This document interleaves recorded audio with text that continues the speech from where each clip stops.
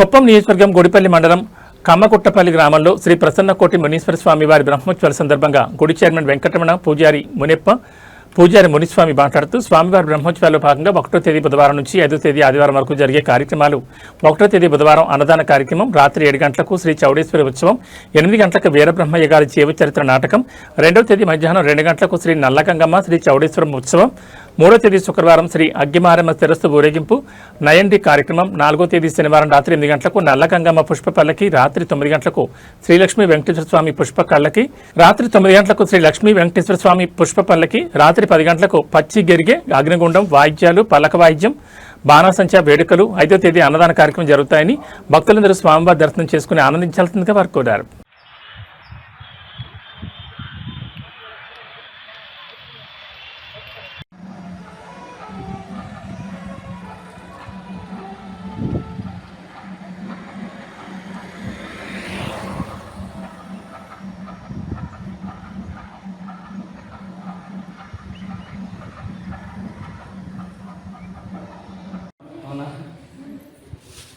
పూజారి రమణ ఎక్కడ వెళ్ళిపోతారు నాకు ఇక్కడ వస్తున్నాయి ఏ పరిస్థితుల్లో రాకపోతే అమ్మా ఇక్కడ విశాఖలో వస్తామండి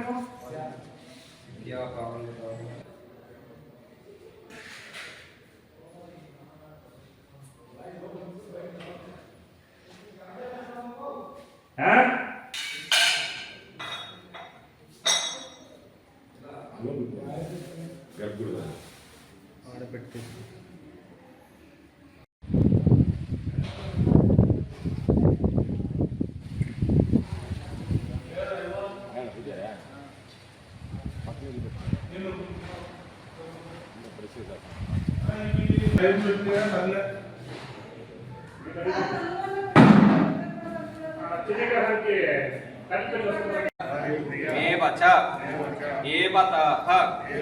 यज्ञेश्वर मनस अभीष्ट प्रार्थना समर्पयामि यज्ञेश्वर प्रार्थना చేసుకొని ఓం గుండం చుట్టూ 3 ప్రదక్షిణాలు వచ్చి ఈ పక్క నుంచి వేయాలా ఆ పక్క నుంచి.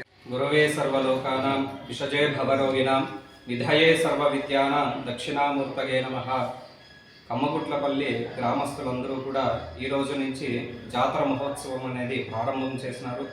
ఈరోజు మొదలుగా తెల్లవారుజామునే కుడి పూజ ఇవంతా ప్రారంభం చేసుకునేసి కలశ స్థాపన, గణపతి పూజ, నవగ్రహ పూజ, అదైన తర్వాత లక్ష్మీ పూజ, అదైన తర్వాత మునేశ్వర స్వామి పూజ, హోమాలంతా కూడా నిర్విఘ్నంగా జరుపుకున్నారు.